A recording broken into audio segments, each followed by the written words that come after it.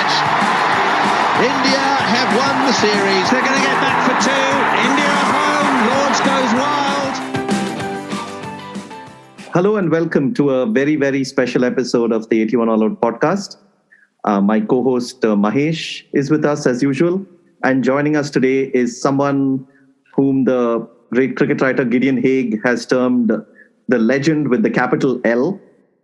So legendary that I'm confident that none of our listeners will need any introduction to him. So let me just go straight ahead and have a very, very warm welcome to Ian Chappell. Hi, Ian. Thank you so much for joining us. Hi, Sid. Forget about that legend rubbish. That's just a normal human being, mate. 2 arms, 2 legs, like most of the others.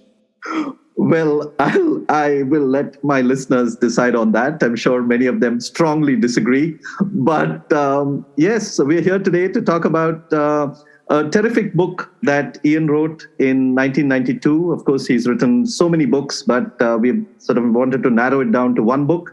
And this was about the various controversies surrounding the game, as well as his own reflections on cricket and his career. The book is called Chappelli, The Cutting Edge.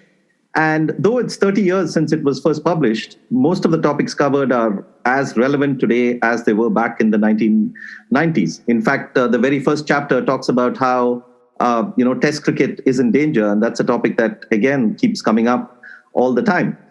As one would expect with Ian Chappell, this is a remarkably incisive work. And what makes it stand out is the clarity with which he has analyzed the game. There's a very long foreword by the great Sir Gary Sobers. And where Sir Gary says, and I quote, "Chappell's approach to writing is very much what it was to batting, powerful and no nonsense." And I think with that, it sums up the book.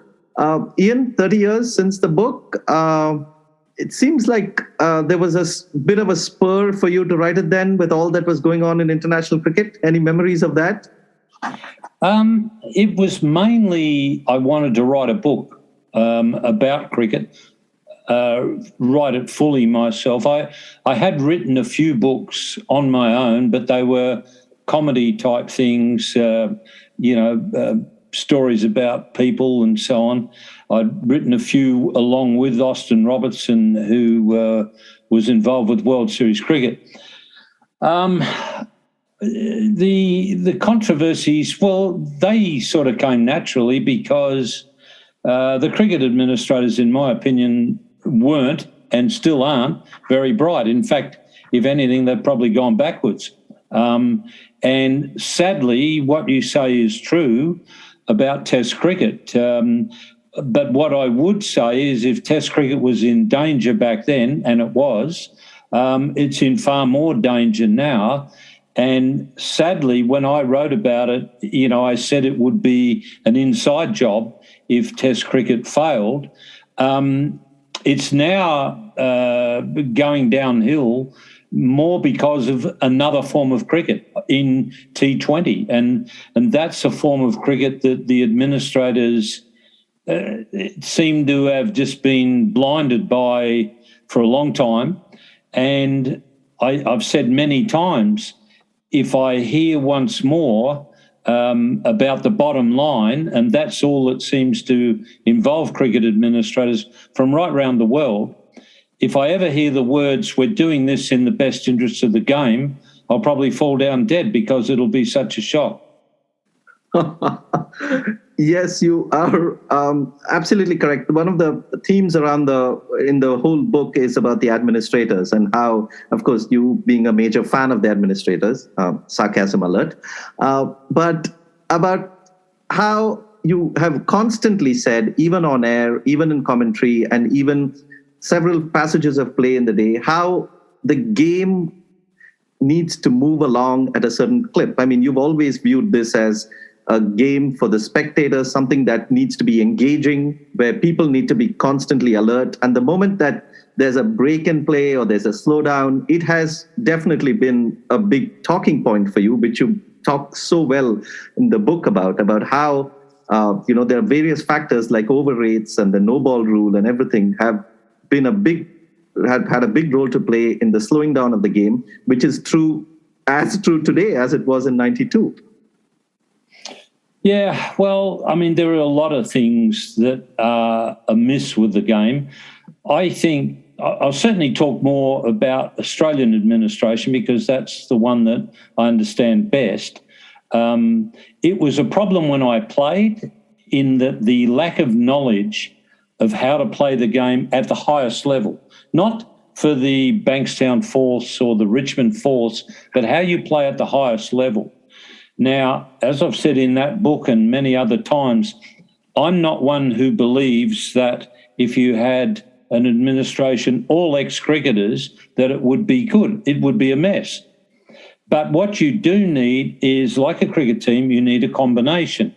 And you need the good marketing men, you need promotion men, all those things. But you also need that knowledge that I'm talking about, how you win at the highest level. And cricket administration in Australia hasn't, in my time, had that knowledge and has got even less now. If you go back to the old system in Australia, I didn't think it was very good, but at least they had a cricket background because they were state-based authorities. Now what you've got basically is business-based people, and they may be very good businessmen, but what do they know about the game of cricket? I'd venture to say not very much. Now, the new appointment only made a day or so ago of a chairman of the cricket board in Australia. Now, he's a very good businessman, obviously. He has a bit of a background in cricket. But what he's saying is, I've got to be a good listener. Now, the problem with that, and I haven't chatted to him, but the problem with that is that if you listen to too many people, all that happens is you get confused.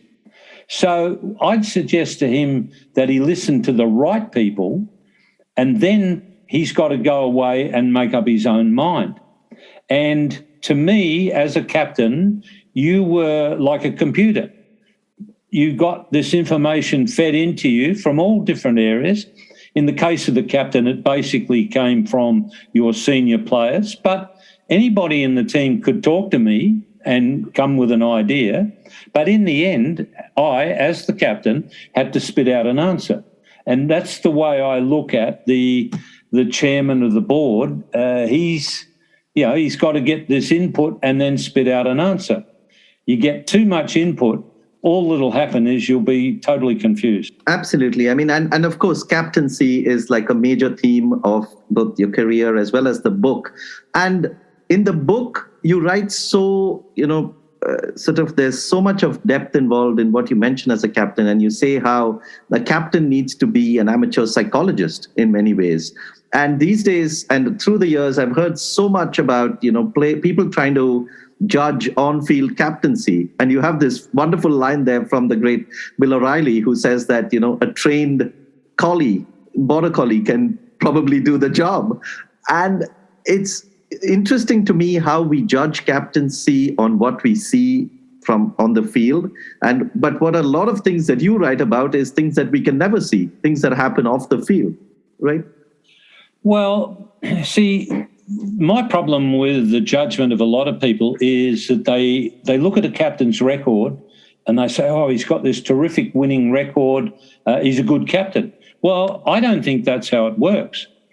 For instance, I thought Arjuna Ranatunga was a good captain, a very good captain. And that was before he won the World Cup, one-day World Cup. I thought he was a very good test captain. But if you looked at his record, it wasn't a great test record. But he, just as an example, he played Australia in probably 88, 89, somewhere around there, at Bellerive. And that was a team that was undermanned compared with Australia. But they stayed in that game for 3.5 days. They were pretty competitive. And in fact, they only lost in the last session on the last day. So to keep Sri Lanka in the game for that long was a monumental performance. And in my opinion, he was a very good captain. Joe Root, now he's captained England more times than any other England captain. And people might jump up and down and say, oh, well, look, he's captained this many times. Joe Root was never a good captain. I saw him captain probably his first game. But I certainly saw him captain in the early days, and I looked at him and I thought Australia will be really happy if he's the captain when they're opposing them, because Joe is a fine batsman, but he's not a captain. Alastair Cook wasn't a captain. In my opinion, there are certain people that you shouldn't appoint as a captain. Now, the converse argument to that is, all right, if you don't appoint Joe Root, who do you appoint? Well, if I look at that England cricket team, there's only one name there, and that's Ben Stokes, that you could say that guy could captain the team. Now, I think Ben could make quite a good captain. He's got all the attributes of a good captain. Would he be good? I don't know. There's only, you really only find out one way. But to me, there are certain blokes that I wouldn't be appointing captain. And one of the rules I would have is, if he's a person who is buoyed by the responsibility, give him a chance, because I think he'll be quite good at it. If he's a person who's weighed down by the responsibility, don't go near him, because it will get worse if you give him the responsibility of the captaincy. Now, you have a few other rules as well, but to me, if you knew anything about cricket, you would look out and you would see Joe Root captaining the first time, and if you're a selector, you'd be thinking to yourself, uh-oh, I've made a huge mistake here. And am I surprised that England have lost 8 out of 10 in Australia? And the 8 they've lost very badly. They were lucky to draw in Sydney. No, I'm not surprised at all, because Joe's not a good captain. So a lot of Australian people jumped up and down when Pat Cummins was talked about as a captain. Oh, he's a fast bowler, he won't make a good captain. Absolute unadulterated bollocks. Pat Cummins, if you read Imran Khan's book, now Imran Khan was a very good cricket captain, long before he was ever Prime Minister of Pakistan. And one of the things that Imran Khan said, to be a good cricket captain, you've got to understand bowling. Well, who's going to understand bowling better than Pat Cummins? He is a fast bowler, a very good fast bowler, and he's a smart guy. Plus, he's the most inspirational player in that Australian side. So that's a lot of good reasons to make the guy captain. He'll be a good captain. Now, will he have tougher days than what he had against England? Sure he will. Will he cope with them? You learn more about captaincy from your mistakes than you ever do from your good days. So I think Pat Cummins will be a good captain. Yeah, I mean, you write very fondly about your friend and sort of mentor, Richie Benaud, in the book, and talk about his captaincy and how there was a certain demeanor that he had as a captain, which was calm, and his players trusted him. And I guess when you're looking from the outside, either from the commentary box or from the press box, you're looking at things that are much more than body language, right? You're looking at how each one reacts in a specific time. Can you expand a bit on what you look for in a captain? It's very hard. Somebody once wrote that a good cricket captaincy is a bit like pornography. You know it when you see it, but it's very hard to describe. I mean, I can look out there and say to you in game one as captain, Joe Root won't be any good as a captain. Then you could turn around and say, why do you say that? And I would probably struggle to explain it. But I would say, Sid, just trust me, he won't be much good. There's a lot of things that you can learn by watching, and I was lucky. I had a father, as I explain in the book, who took me to the cricket, and he told me to watch Miller. And Martin, when he took me to the cricket, he told me to watch always aggressive players. Miller obviously was number one, but Johnny Martin played a season for South Australia. He told me to watch Johnny Martin. I was about 16 when Richie Benaud took over the captaincy, and it was about the same time that I got the captaincy of my college team, first 11. And so Richie Benaud's captaincy left a big impression on me. I liked the way that he captained the side. But in the end, there was part of Richie Beno was going in there. I played under Les Favell only for South Australia. I saw a lot of his captaincy. I was affected by some of it. A lot of it, that went in there. Then I had Simpson and Laurie as the two Australian captains, and I thought about their captaincy and what I liked about it, what I didn't like about it. So all those things went in there. All the things that I liked about it went in there and hopefully stayed in there. The things that I didn't like about it, I felt that, well, if I don't like them, then there's probably a fair chance the others aren't going to like them. So I tried to avoid doing those. And then you've got to put your own stamp on the job. So, what makes a good cricket captain? Well, I agree with Imran. You've got to understand bowling. That's important. The on-field, and there are two parts to captaincy. There's the on-field side, which is, placing the field, moving changing the bowlers, pinning up the batting order. And then you've got the off-field leadership, which is running the team and the players. And as a captain, I've got to understand all my own players, but just as importantly, I've got to understand the opposition players as well. And how do I find a lot of that out? From the body language. I look at, I've said about not just cricket, but other sports, there'll be leaders in the opposition who put their hands in the air and say, I can't do this anymore. I give up. They're going to win.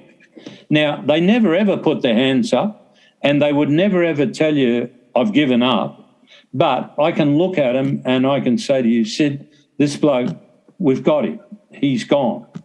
And I just know it. Now, if you said to me, explain that to me, Ian, I'd say, well, there's a bit of body language there, but I just know it.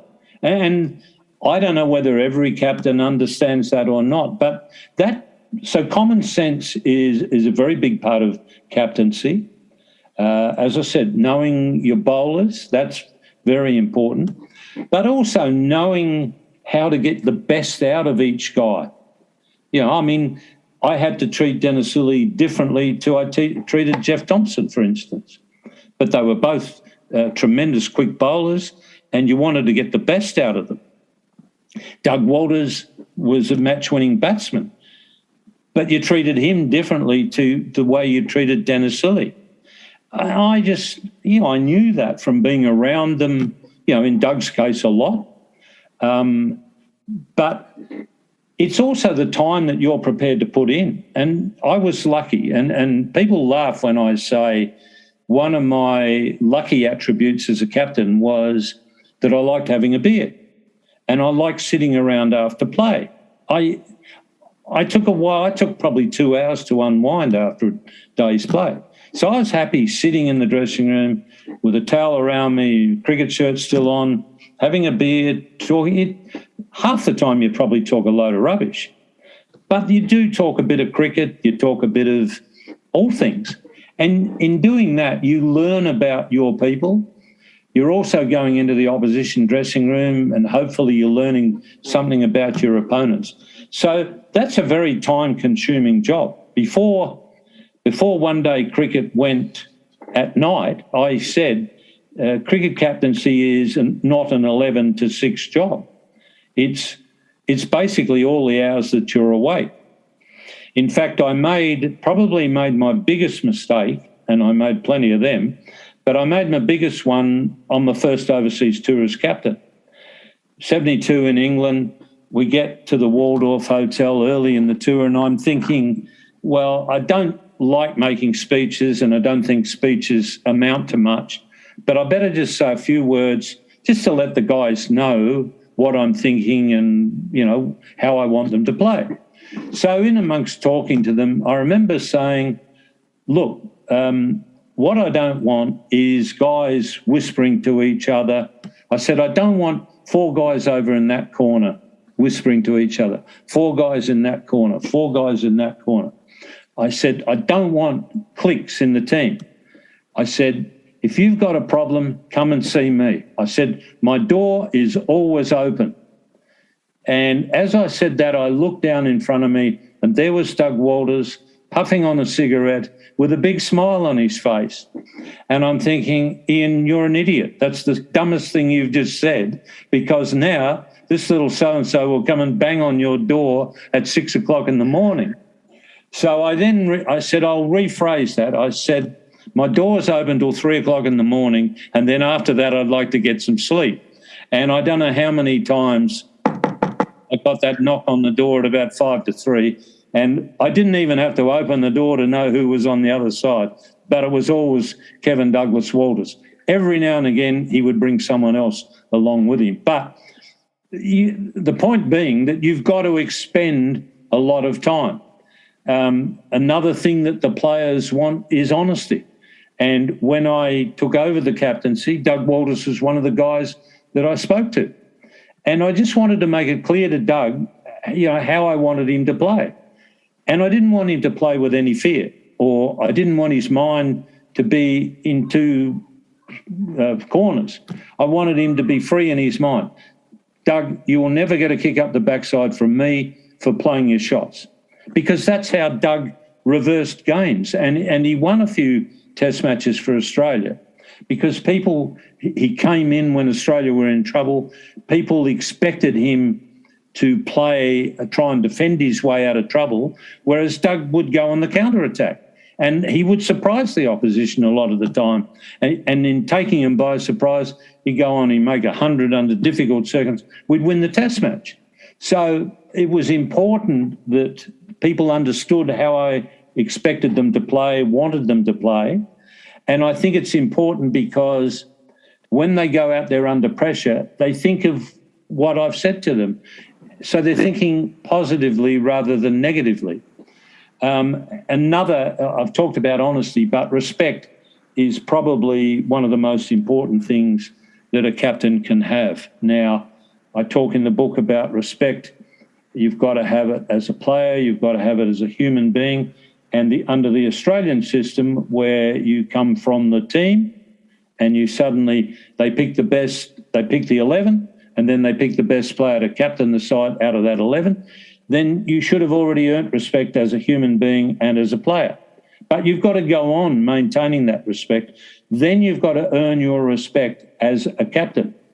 And you can't expect that because you've got respect as a player and as a human that you'll have it as a captain. You've got to earn it, unless you're,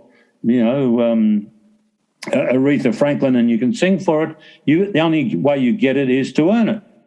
And so that was really important. And they're probably the things that I found the most important in leadership. To hear someone like Kim Hughes, Kim Hughes was, or still is, a terrific bloke, but a poor captain. And Kim used to say, you can't be a good bloke you can't be one of the boys and be a good captain. That's rubbish. Because what I would say to him is, well, how can I play with Walters and Marsh and Tabor and Mallett and all those guys? I play as a player and I drink with them and I have a good time with them and I laugh with them and everything else. And then suddenly I become captain and then I say, righto, boys, I'm not drinking with you anymore. I can't do that because, one, I enjoy their company. Two, I like being out with them. But to me, what was important was they knew when I was one of the boys, and they could take the mickey out of me as well as they took it out of anybody. But they also knew the occasions when I was in charge and when I gave a direction or an order and they had to follow it, and they knew that. And I'd earned enough respect from them that they knew when they couldn't mess around. And they also knew exactly when they could mess around and take the mickey out of the captain.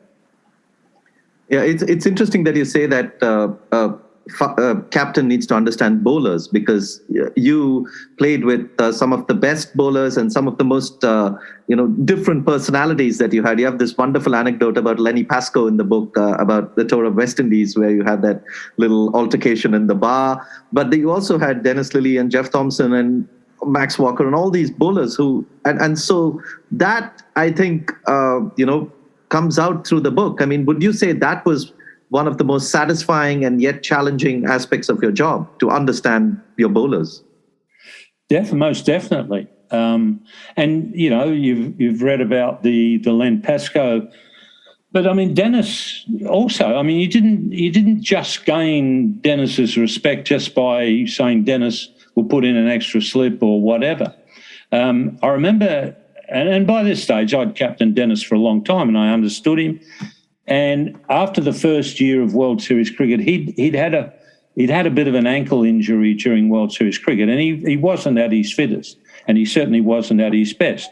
But even Dennis Lillee, injured is a difficult customer to go up against. But anyhow, at the end of the season, we were down in what our manager called the noise room at the Old Melbourne Hotel. That's where we stayed in Victoria.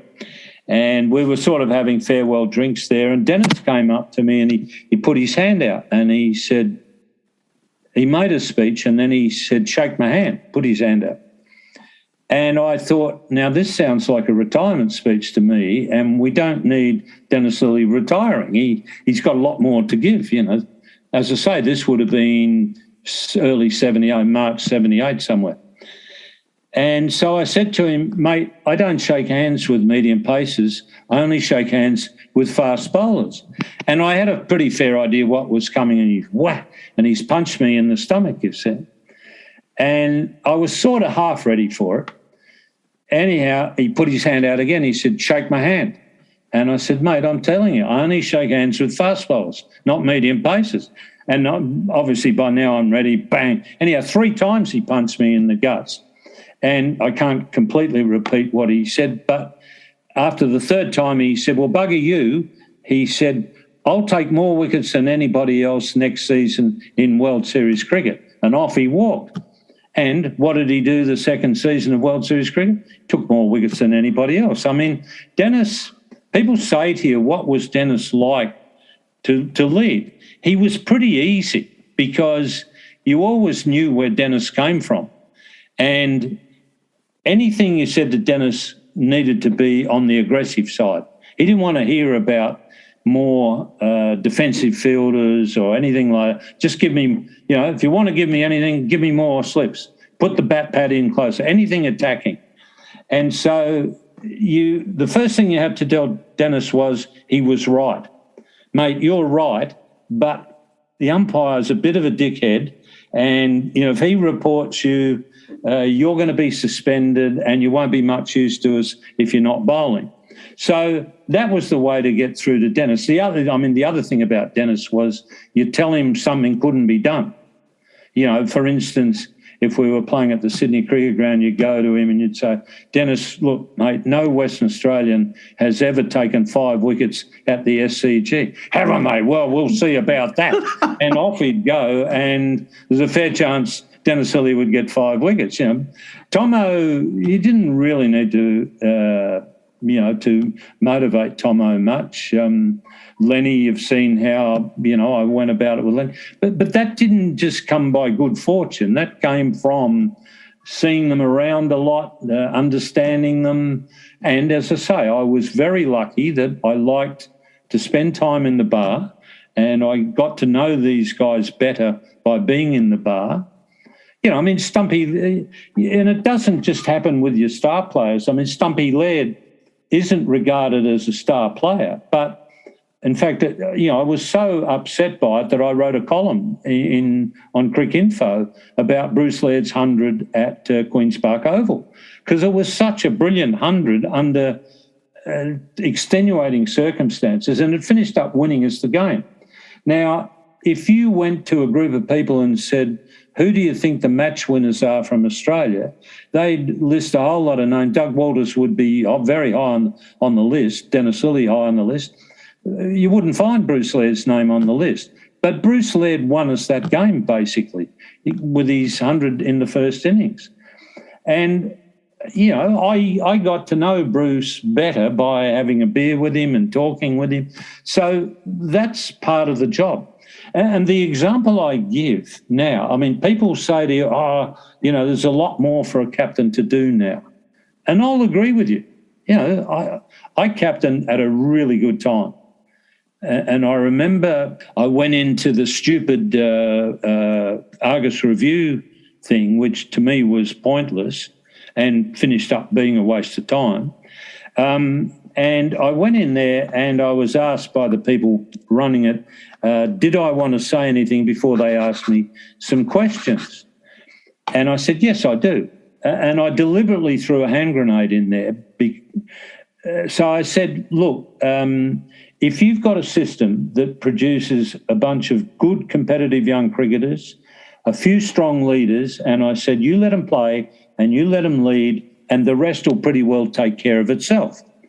And here was the hand grenade. I said, Michael Clarke was the captain at the time. I said, but Michael Clarke can't captain Australia properly. Oh, what do you mean? You know? And I said, look, I only had one bloke to mind his own bloody business, and that was the manager.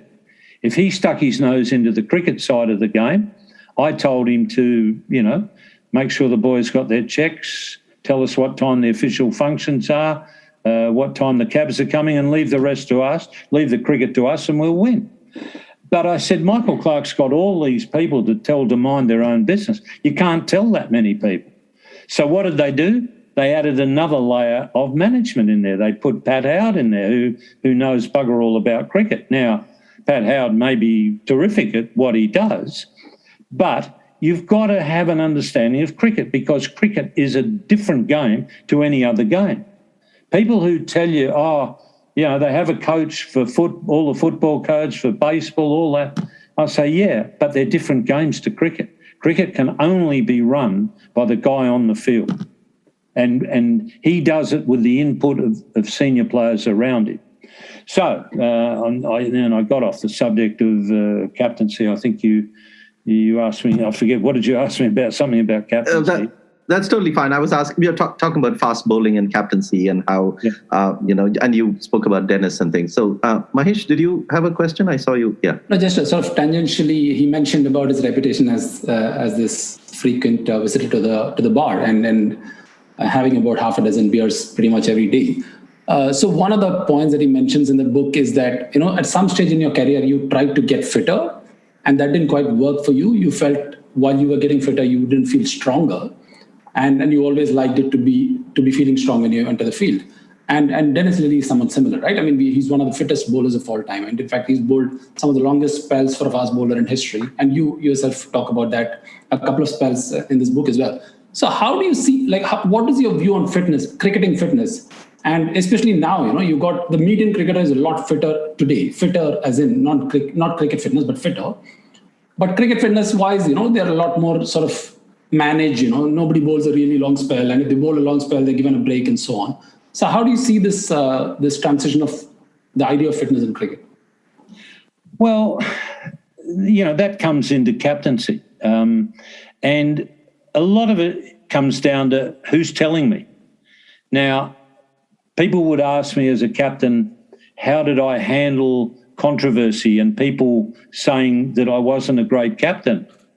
And I said it depended on who was saying it. If it was some journalist writing it, I didn't take any notice of it.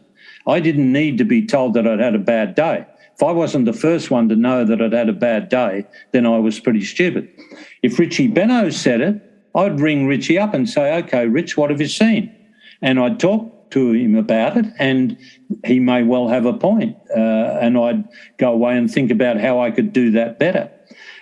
So if I've got some fella who's a good distance runner, for instance, becomes the fitness guru for the Australian team, and he comes to me and he says, let's say it's the team that I had, Dennis Lillee's got to get fitter. Well, no, we'll pick on Shane Warne because Buchanan said Shane Warne wasn't very fit. Totally stupid statement because who was bowling 60, 70 overs in a match? Shane Warne. Now, you're going to come to me and tell me that Shane Warne's not fit? I'm going to say, mate, have a look how many overs he bowled in the test match. If he can bowl 70 overs in the test match, he's fit enough for me. Now, go away and either design a program for cricketers and cricket fitness or piss off and we'll get someone else to do the job. Now, I'll give you an example of Dennis Lillee, for instance. If I'm captain, And let's say we get the medical guy comes in and he says, Ian, Dennis Lillee's not playing in the next match. Why? He's in the red zone, he's in danger of doing his back or whatever the hell it is. You say, just a minute, mate. And I look over to Dennis and say, Dennis, can you get through 5 days of Test cricket? And if Dennis says to me, yes, I can, because I know that Dennis Lillee has been through Test matches. He knows what he's got to do to get through 5 days. I turn back to the bloke and I say, mate, Dennis is fine and he's playing, by the way, so go away and go back to your charts. And please don't come and bother me with them.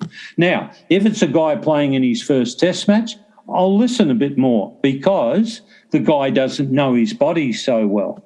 But this is where I remember many, many years back, this was in the early days of, they used to have a watch and it showed you your heartbeat. And it was Bollettieri's tennis school in Miami. And the player was wearing this watch and it told them that their heart rate had got up to 150. You better sit down, you better have a rest. And I remember, I was working with Mike Gibson in those days and I hadn't long stopped playing sport. And I remember turning to Gibbo and I said, the best way to not know that your heart rate is 150 is not to have a watch on. Because, if I'm feeling crook, I'll say to somebody, mate, I'm sorry, I'm feeling really crook, I've got to go off. But if I'm not feeling crook and I feel I can bowl some more overs, I bowl some more overs. I keep batting. I don't say, oh, look, I'm struggling here a bit, I've got to go off. I don't want the next poor so-and-so to have to come in and bat, start a new innings. It's up to me to know in my own mind, I'm struggling a bit here. I've just got to push a single or two, get down there. I might even say to the bloke down the other end, mate, if you can take a bit more strike for a little while, that'd be terrific. I don't need to tell him why, but I just try and get a single, give him some strike. So you learn to manage that. And to me, that's something that you've got to be aware of that as a captain. And I think there's too much trust in all these peripheral people we've got now coming in and saying, this bloke can't do that, this bloke can't do so-and-so. If I'm the captain, I'm running the show and I'll tell him who can do what. But I'll only tell him who can do what after I've had a quiet word with the guy and found out, yes, he can do it. And I think that's part of the reason why I think Pat Cummins will be a good captain, because I think he'll run a lot of the show himself. Mark Taylor was a great captain because Mark Taylor ran a lot of the show. He took over from Border and he immediately put Simpson in the background where he should have been all the time. And for those reasons, some blokes make good captains, other blokes don't. But what I would say to you is, yes, it is harder now than it was in my time, but I'd still say the same thing as I said in my time as captain. You do not delegate anything that is going to affect winning or losing. If it's something to do with winning or losing, I'm going to have an input into that and with my team. And I'm not leaving that to some Joe Blow who's never played a Test match in his life. I've played 50 or 60. I know what it's like. I know how hard it is to get through a Test match.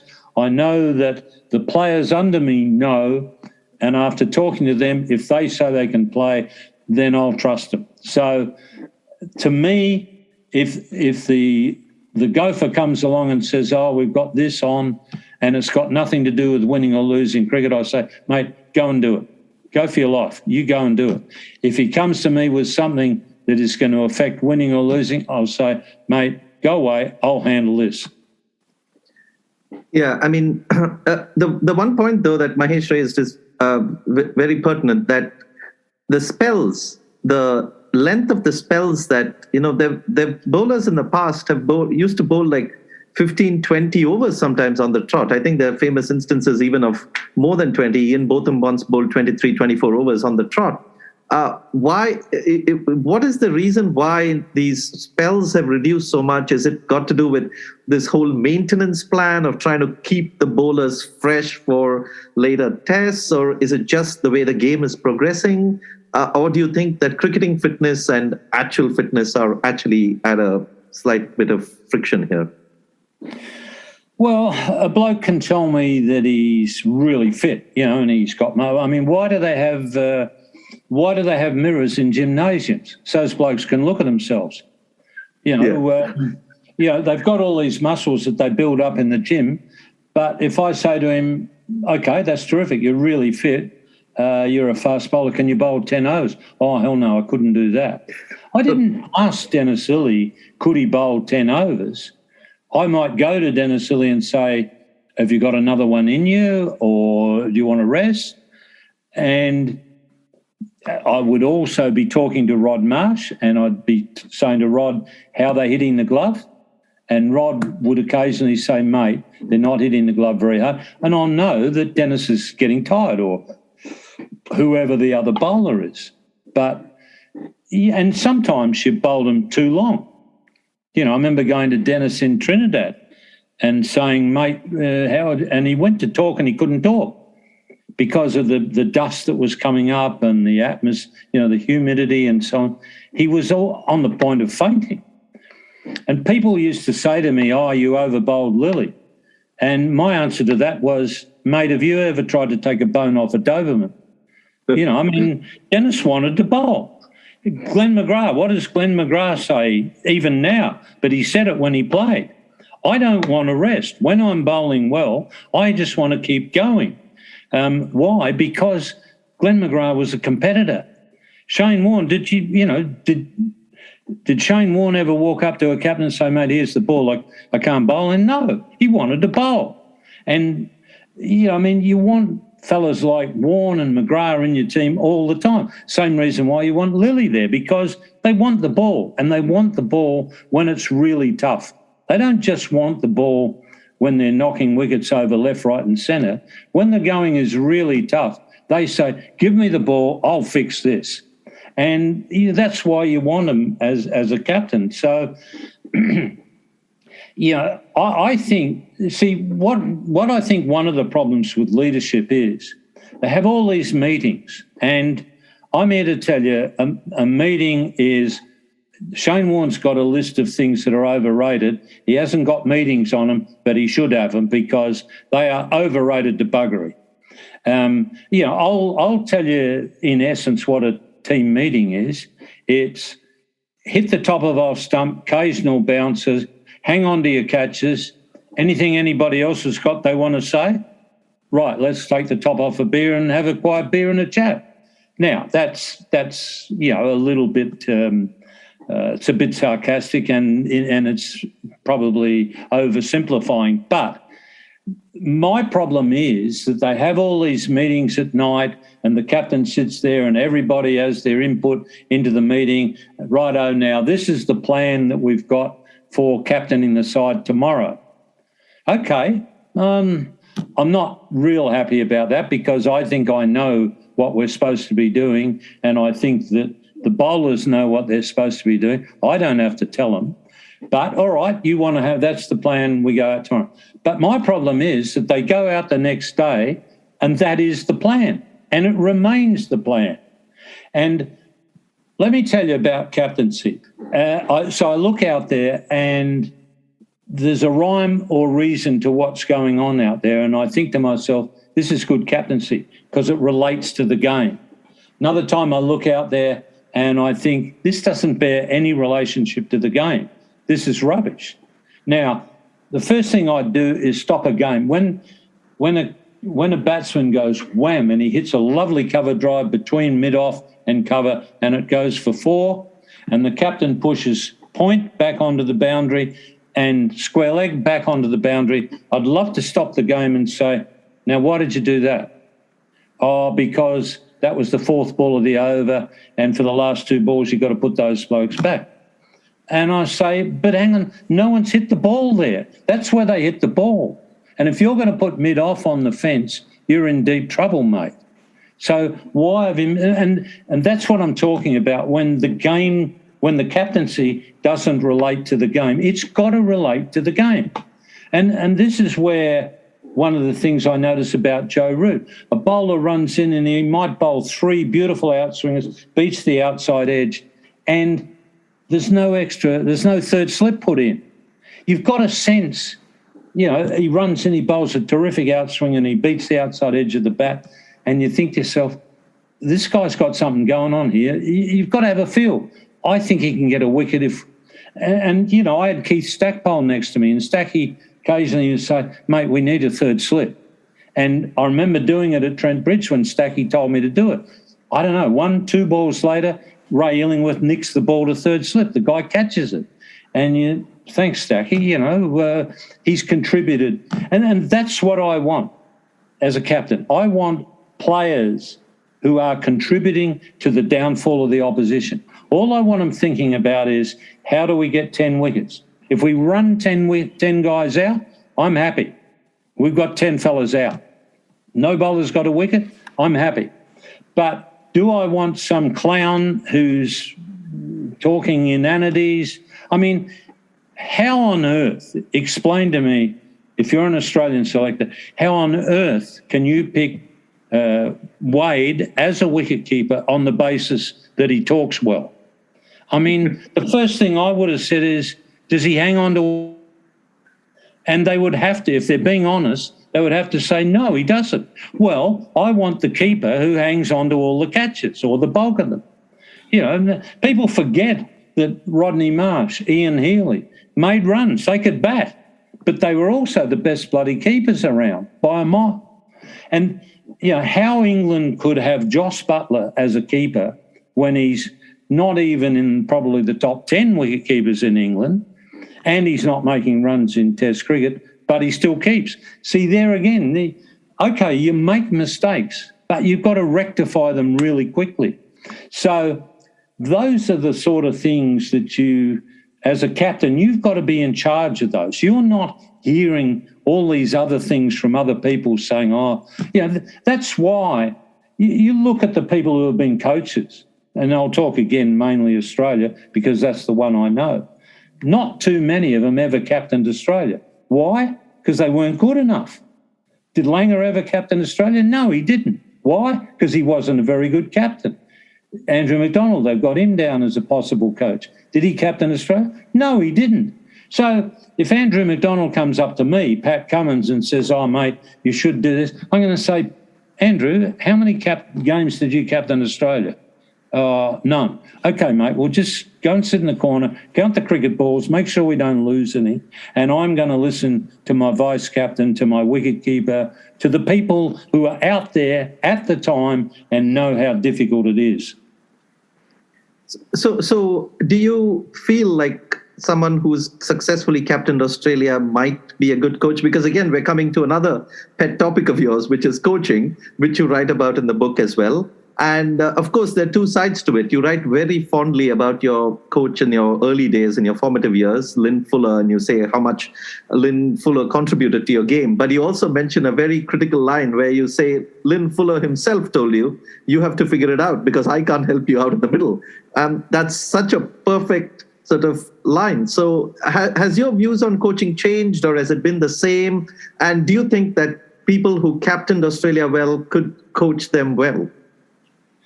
I'll answer the second bit first. You need to be careful who you appoint as coach. I mean, the first thing I'd say is, why do we need a coach? If you're brought up properly, the system that I came through is no longer around. But if you're a cricket administrator, you've got to say, now that was a very good system. I grew up under a very good system.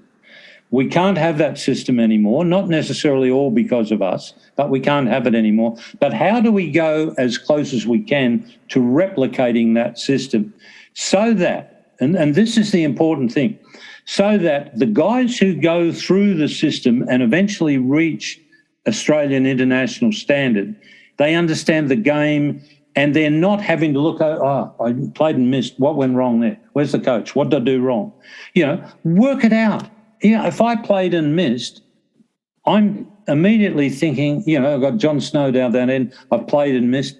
Why did I play and miss? Well, probably in that case it was because John Snow's a bloody good bowler and he bowled a very good ball. But I might have done something wrong and I could do it a little bit differently. So you've got to work it out while you're out in the middle. If you can't do that, how the hell do you survive? So that's the first thing. There's not very many good international coaches around. That's the first thing. So it's ridiculous to keep on and pointing them. Certainly in an Australian side, it's ridiculous. But secondly, when you need the best coaches is when you're the age that Lynn Fuller spoke to me. When I was 7, Lynn Fuller said to me, Ian, doesn't matter how good I am as a coach, when you're out in the middle, I can't help you. You've got to work this game out for yourself. And the quicker you do it, the better off you'll be. Wonderful advice, brilliant advice. Now, that's what every young cricketer should be told, so that they're working things out for themselves, not looking over their shoulder, where's the coach? What did I do wrong? Work it out for yourself.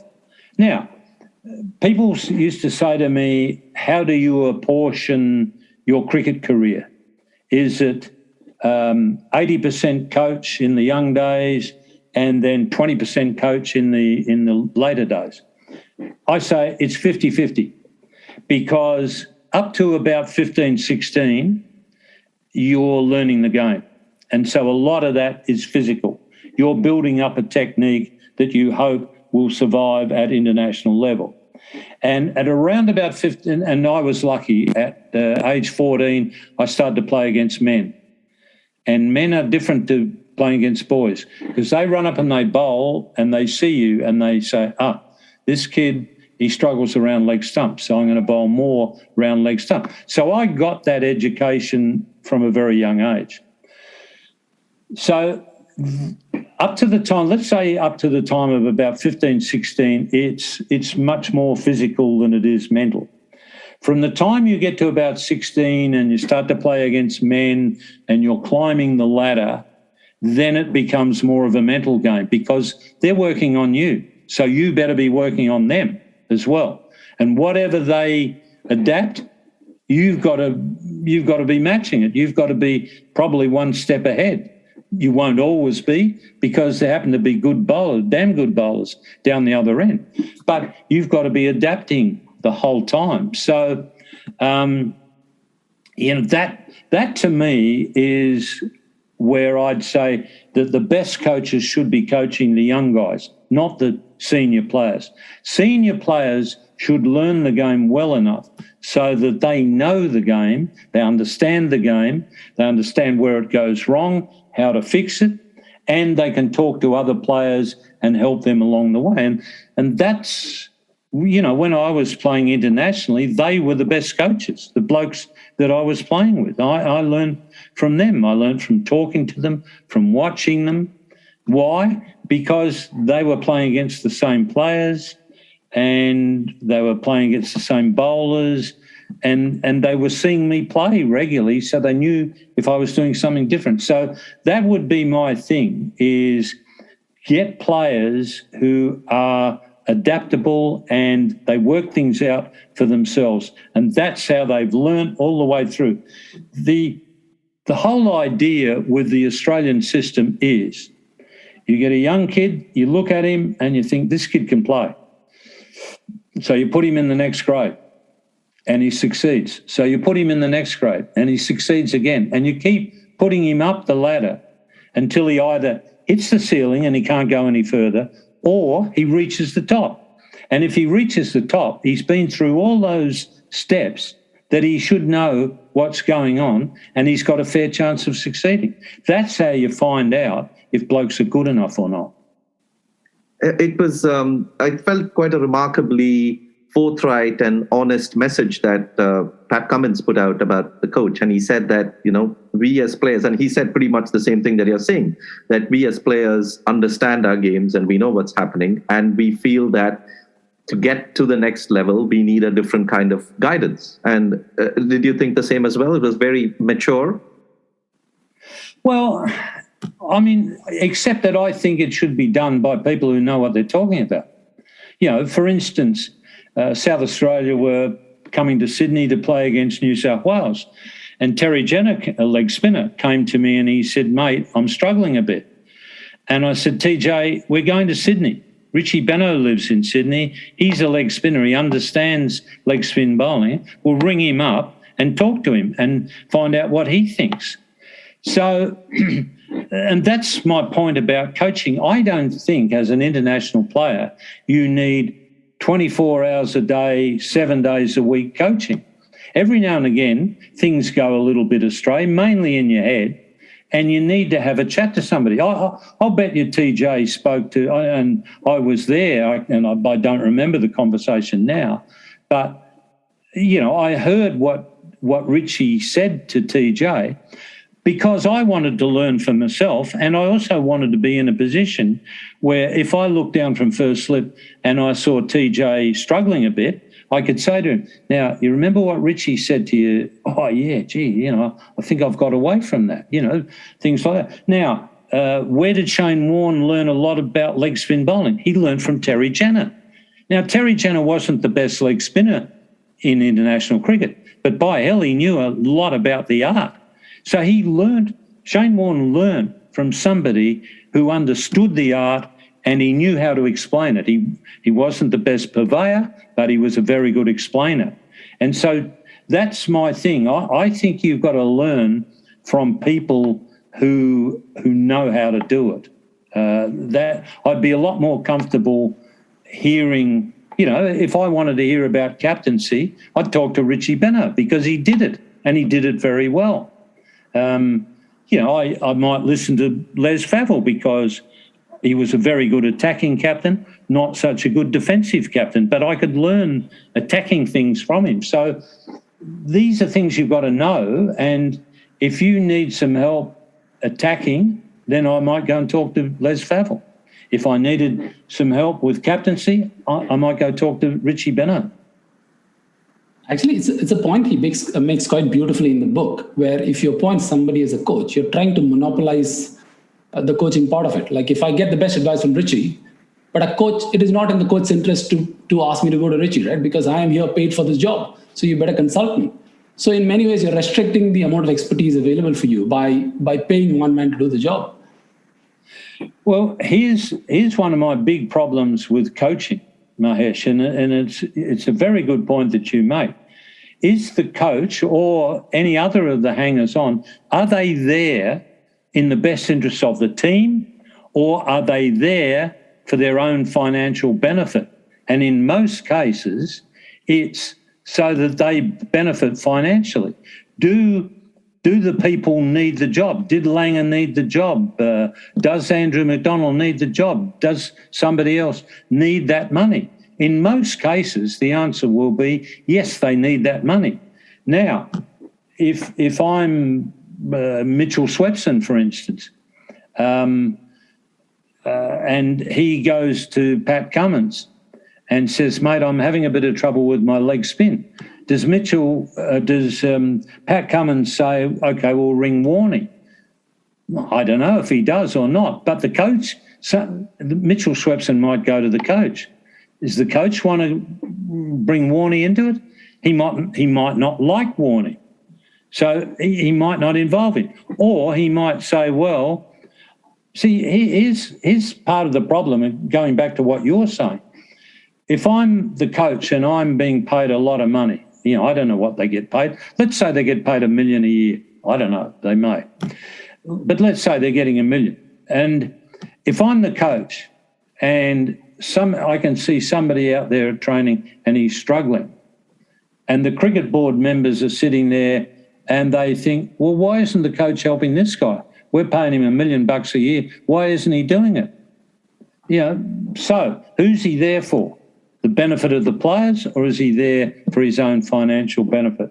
In the bulk of the cases, I think they're there for their own financial benefit. One of the things about the book is that, a lot of us have been, listening to Ian over the years. And a lot of the points that he makes in the book, you feel like you already know. Like, for instance, he starts with the first chapter on what's wrong with Test cricket, where he addresses 3 things. Overrates the back foot no ball rule and the bouncer rule. At that time, they had restricted the bouncer to one bouncer per batsman per over. I mean, I've heard him say all these things quite a few times, so I know his opinion. But what he does beautifully in this book is that it's all tied together so tightly that the logic is so watertight, and the logic comes from someone who's been an excellent test cricketer. That's the zone where you feel like, oh my God, I've been watching this game all along. I thought I understood what it means. And then you see the separation point is like, okay, now a cricketer is talking, let me listen, right? And one of the points about the over rates is that constantly we hear that being made in the context of a market sort of a thing where you're pleasing the consumer. Somebody's paid for 90 overs, you give them 90 overs. But that's not what Ian is going for. Ian is saying that it's actually a cricketing problem. You're actually selling the contest short. You by allowing some teams to bowl 80 overs a day, you're giving them an unfair advantage. And in some cases, you're not even giving the bowlers an advantage because if they bowl more balls, they have a greater chance of taking wickets. And in some cases, in fact, he ties the bouncer point together as well, saying by bowling less overs, you're actually forced to regulate on the bounces. But you let them bowl the 90 overs, then the efficacy of the bouncer automatically comes down. So all these things clubbed so beautifully together. You feel like, oh my God, I didn't even understand this game all along. In fact, I didn't even understand the points that I was listening to from a cricketer all along. Yeah, the overrate thing is just getting worse and worse. And, one of the points being that, if you don't give batsmen balls, then it's hard to score runs. Now, Richie Benaud, there were two philosophies when I played Shield cricket. There was Richie Benaud's philosophy, which was the more balls we bowl, the greater the chance of getting wickets. So that was a damn good philosophy. Then on the other hand, you had Les Favell, who said, and bear in mind that Shield cricket was 330 minutes in those days, and he said, if we win the toss, we bat first. I want South Australia 300 at least at stumps. And I can assure you that if South Australia were 2 for 285, we got a rocket from Les Favell, the captain. If we were 7 down for 302, he was happy because we'd made our 300. And Richie's theory of bowl more balls will get more wickets. It still applies, the same as Les's theory still applies. But here again, you've got people, I think, who don't really understand the game, who are saying, oh, well, the overrate doesn't matter. I mean, what they're doing, the solution is more boring than the problem. I mean, they're putting an extra half an hour's play on and they still don't get through the 90 overs. How many times does the team not get to their overs, even with the extra half hour? They should be told 6 hours, that's it. You got 6 hours. 6 hours is plenty, let me tell you, as a player. You don't want to be playing Test cricket any longer than 6 hours. It's very demanding. And they should, but the administrators have got to make adjustments, and they've, things like the back foot no ball law, so that you get rid of the no ball, replaying boundaries. What a load of bollocks. I mean, if the ball hits the fence, it's 4. If it doesn't hit the fence, I don't care where your feet are, your hand, whatever, it's play on, however many you run. You shouldn't be replaying boundaries. What about the stupidity of the sight boards? We've got advertising on the site. They go wrong all the time and waste time. So there's a whole lot of things like that you make the compromise with, but then you say to the players, you got to bowl 90 overs in the day and we don't want any arguments. If you don't bowl your 90 overs, captain's out for 1 test, 2 tests, I don't care, whatever you want to do, and you see how many problems you have. Now, that's one of the things. I had a conversation this morning, actually, with Andy Roberts, the former West Indies quickie. And I talk with Andy every now and again, and Andy makes a lot of sense. He's a very smart cricketer, and he goes on about the bouncers, as you're talking about. And he says, I'd hate to be in a position where the batsmen know what's coming. And, he's making that point that when they make these laws, the umpire's got to go, that's a bouncer, that's one, So I've got a pretty fair idea when the bouncer's coming. I would love to have known when Andy had to bowl a bouncer. That would have been wonderful news. But I didn't know when Andy wanted to bowl a bouncer.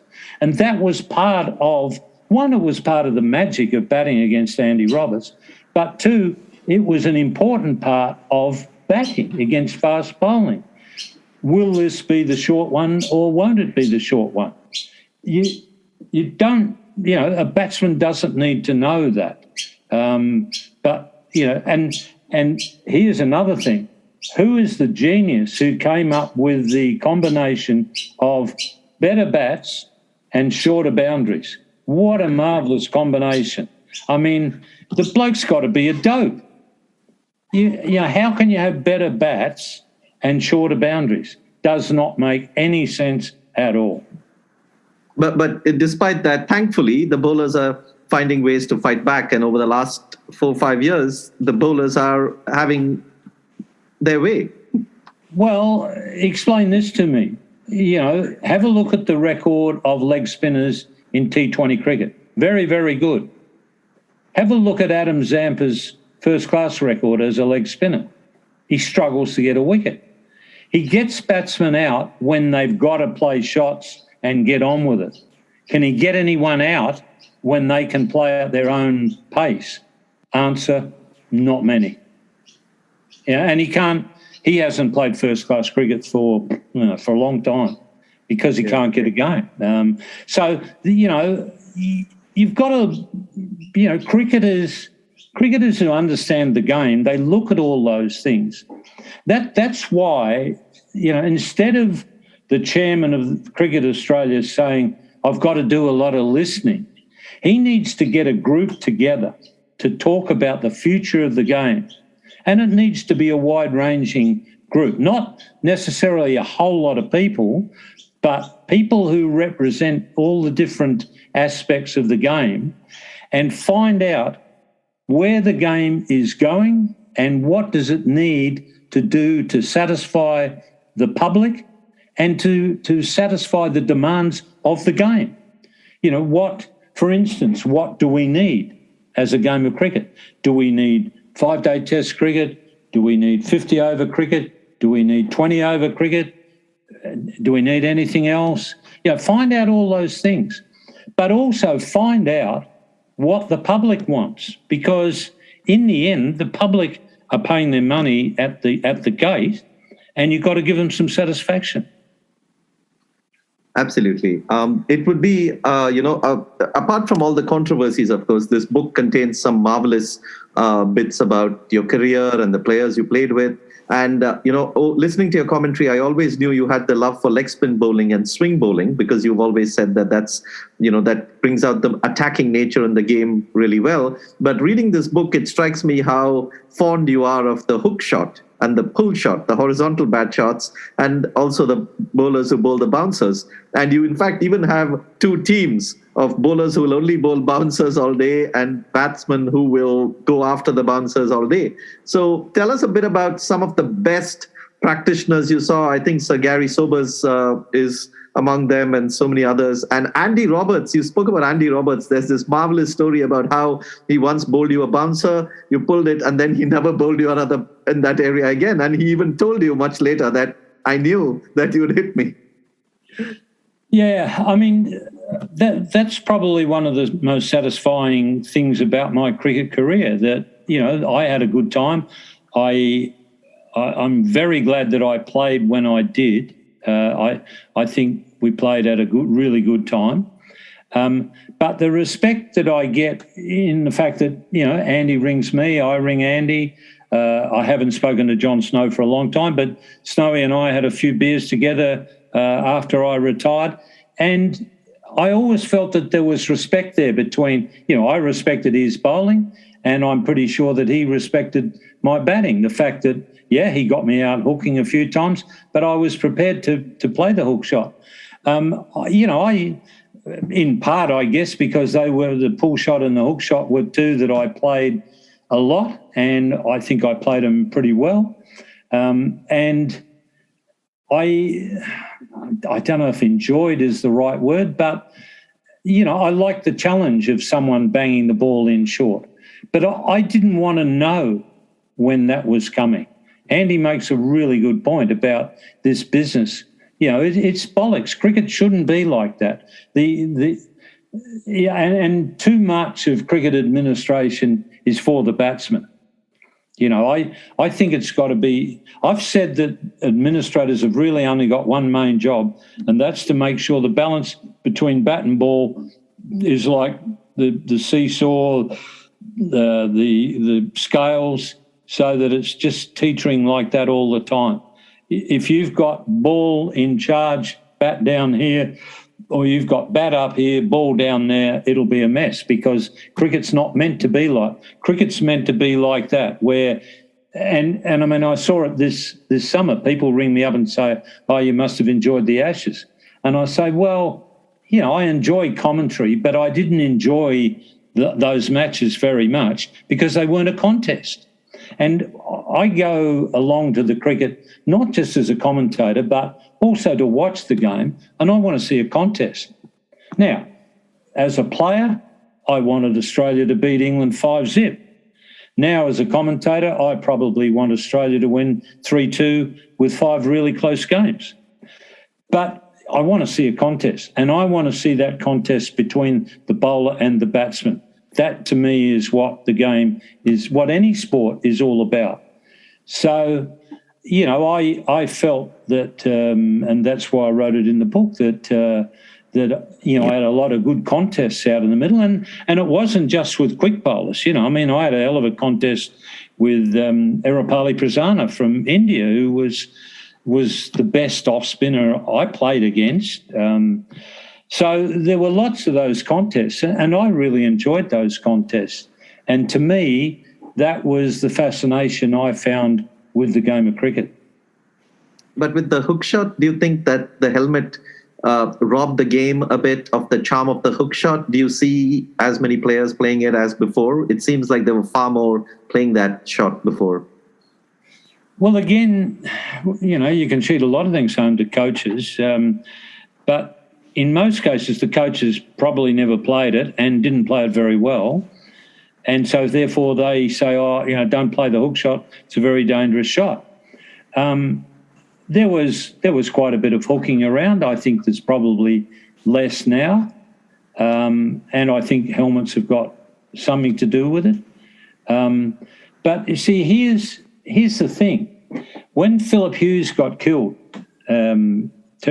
unfortunately, Cricket Australia they had a safety review.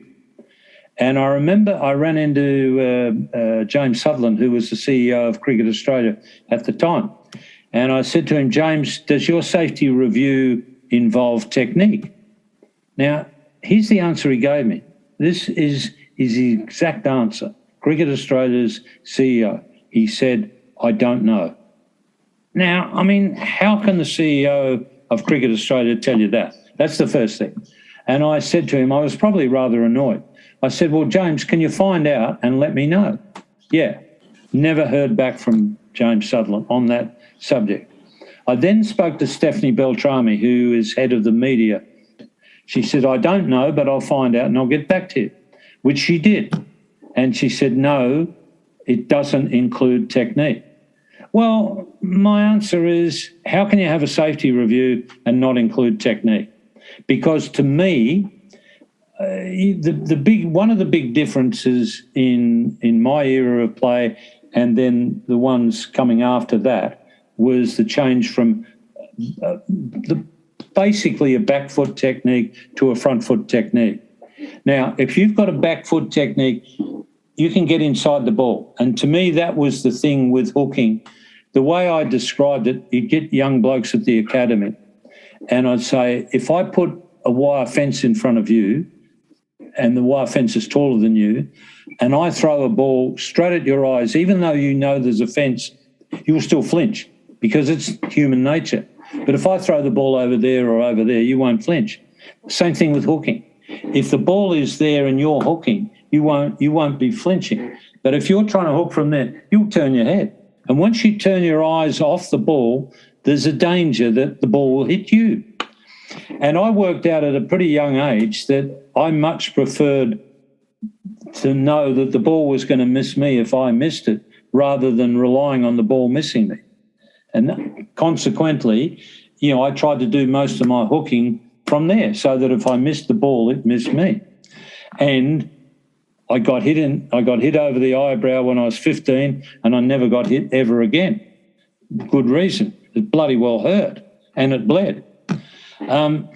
So now, if you're charging onto the front foot, it's not so easy to get inside the line of the ball. So I think you'll find a lot of guys are doing that. They're turning their head away from the ball.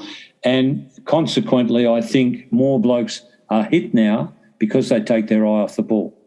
To me, there's one thing in the game of cricket that really matters, and that's the ball in the bowler's hand. If you're watching that and that's all you're watching, you've got a chance, because a lot of information will come from there. In other words, if it's a full ball, you'll be able to see from where he lets it go. If it's a shorter ball, you'll be able to see that from watching the ball out of the bowler's hand.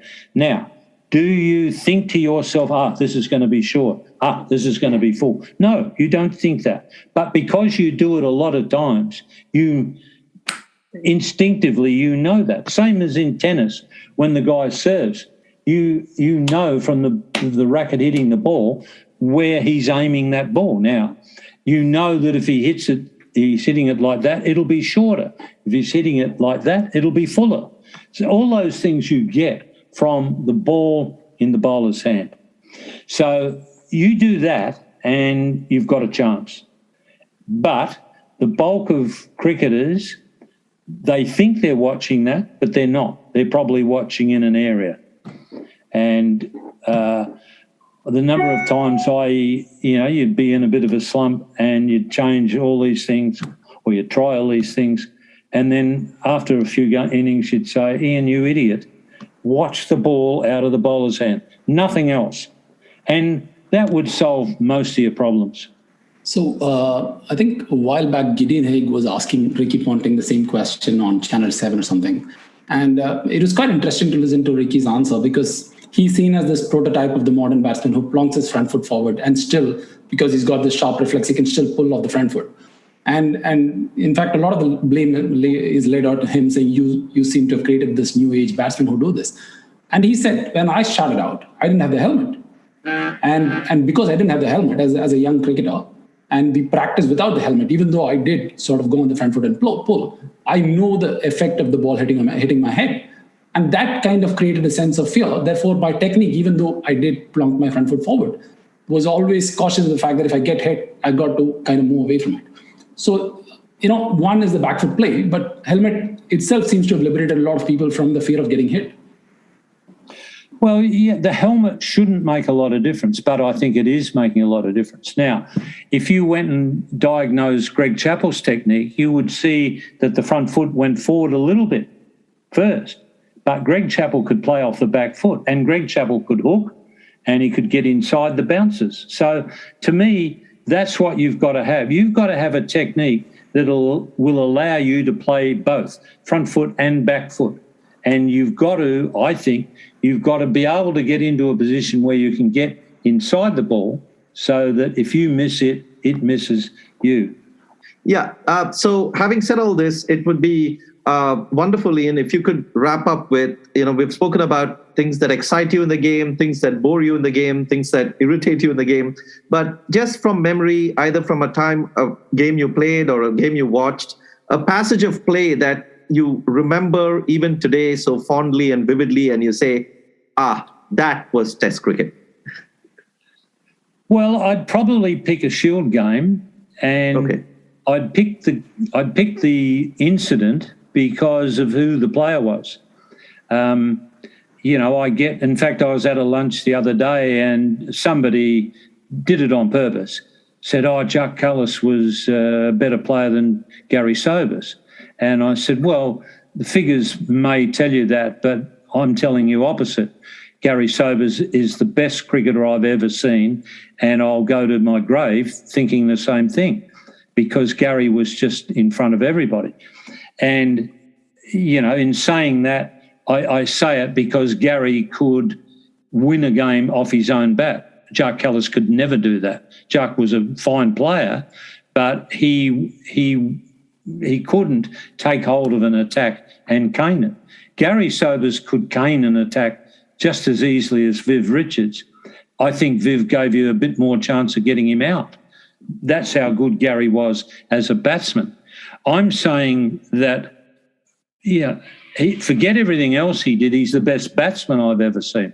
Then you throw in the fact that he could bowl fast, swing the ball. He could bowl left-arm orthodox spin. He could then bowl left-arm Chinaman. And he could catch like the hammers of hell. And he didn't get to field in the covers very often, but he could throw the bloody stumps down from there just as easily as anybody else. But we were playing Victoria. This is in 63-4 when I had the good fortune that Gary played 3 seasons for South Australia. So I had the good fortune to play with him for 2 and a bit seasons. And this game, it was there was no Shield final in those days, but whoever won this game outright was going to win the Shield. So we're playing in Adelaide. I can't remember who won the toss, but Victoria were batting. And they were 5 for 95 at lunch. So we had them last over before lunch, and we had them in a bit of trouble. Rex Sellers, who got 49 wickets that season, was bowling leg spin, and he was bowling it very well. Gary Sobers was in his quite normal spot at leg gully. And Ian Huntington was batting for Victoria. Huntington played forward defensively to the first 2 deliveries. Bear in mind, it was an 8-ball over in those days. So he played it. Now, Gary, I don't know what he's thinking, but he must be thinking, this guy's playing for lunch. So the next ball, he sees Rex Sellers run in, bowls a similar ball. He sees Huntington play forward defensively. Gary walks forward from bat pad, puts his hand on the ground, and Huntington plays defensively, pops the ball straight down into Gary's hand, and Victoria are 6 for 95 at lunch. And I thought to myself, that was genius. Not many guys would have thought of it, probably Gary Sobers and, I don't know, not many others. But he also had the guts to do it. And that's the story I tell when I say to people, do you think Gary was just a natural who did things, or do you think he was a natural who understand how things happened? I tell them that story, and then I say, Gary was a natural who knew all about the game. He was a bloody genius. There's no other way to describe him. Absolutely. And some fantastic passages about Sir Gary in the book, including a really memorable passage about him deciding to wear the West Indies cap when the visiting South African team came, because he said, I want them to take a look at the West Indies cap this one time. So, fabulous, fabulous stories. And Ian, again, this was an absolute privilege to have you on the show. Thank you so much for joining. And to all our listeners, Chappelli, The Cutting Edge, wonderful book. Read it. And we'll hope to see you in the next episode. Thanks a lot, Sid. Thanks a lot, Ian. This was fantastic. India have won the Test match. India have won the series. They're going to get back for 2. India at home. Lords goes wild.